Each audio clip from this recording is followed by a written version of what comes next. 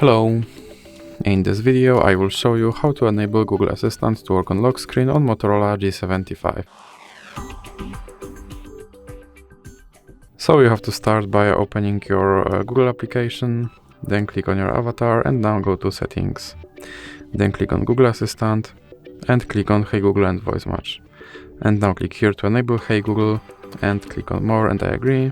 Now click on More and I agree again and click Next. And then click on Retrain Voice Match Model. Hey Google, help me write a thank you note.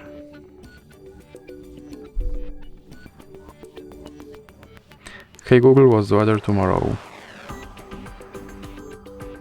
Okay Google, explain how a rainbow is formed.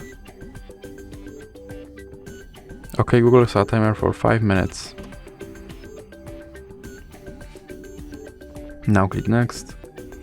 And then you can go back and click on lock screen. Then click Yes, I'm in.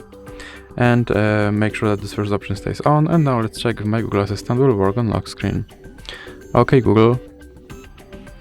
And as you can see, my Google Assistant works on lock screen. So that's it for this video. If you liked it, please remember to leave a like and subscribe.